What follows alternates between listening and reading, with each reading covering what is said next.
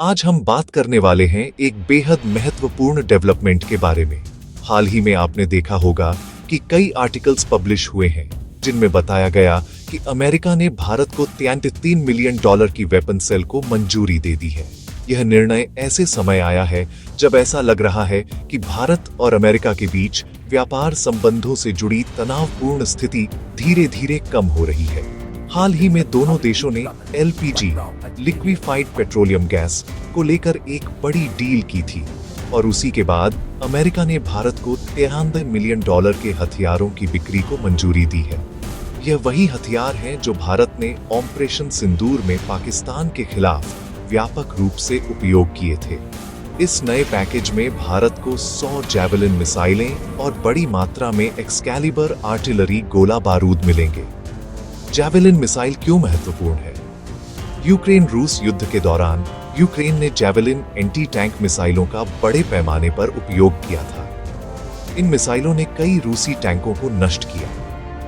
आज अमेरिका कई देशों के साथ मिलकर जैवलिन मिसाइलों का को प्रोडक्शन कर रहा है और संभावना है कि जल्द ही भारत और अमेरिका भी इन मिसाइलों का संयुक्त निर्माण शुरू करें। जैवलिन मिसाइल के ऑपरेशन का उदाहरण यूक्रेन युद्ध से लिया जा सकता है, जहां यह रूसी T-72B टैंकों को आसानी से नष्ट करने में सक्षम थी।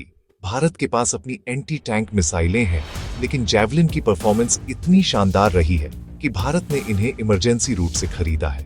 2010 में क्यों नहीं मिली थी जैवलिन? साल 2010 में भारत ने पहली बार यह मिसाइलें लेने का प्रयास किया था, लेकिन उस समय अमेरिका ने अनुरोध ठुकरा दिया।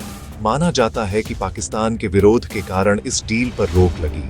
पाकिस्तान को डर था कि यदि भारत के पास जैवलिन हो गई तो राजस्थान सेक्टर में युद्ध की स्थिति में उनके टैंक भारी नुकसान उठा सकते हैं। बाद में भारत ने इजराइल की स्पाइक मिसाइलें खरीदी और DRDO ने भी अपने ATGM विकसित किए, परंतु भारतीय सेना ने जैवलिन की आवश्यकता स्पष्ट रूप से बताई थी। अब वर्षों बाद यह डील फिर से आगे बढ़ी है और इस बार मंजूरी भी जल्दी मिल गई है। एक्सकैलिबर आर्टिलरी शेल, इसके अलावा भारत को 216 एक्सकैलिबर टैक्टिकल प्रोजेक्टाइल्स मिलेंगे। एक्सकैलिबर एक 155 mm ट्रेजेक्टरी करेक्टेबल आर्टिलरी शेल है।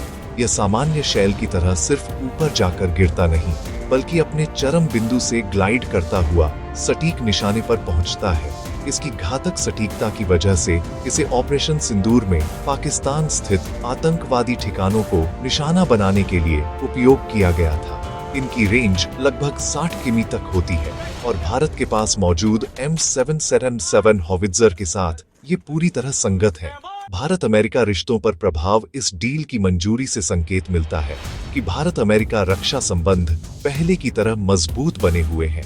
दूसरी ओर व्यापार संबंधों में भी सकारात्मक संकेत दिख रहे हैं। ऐसी खबरें हैं कि अमेरिका भारत पर लगने वाले टैरिफ को 50% से घटाकर लगभग 14% तक ला सकता है।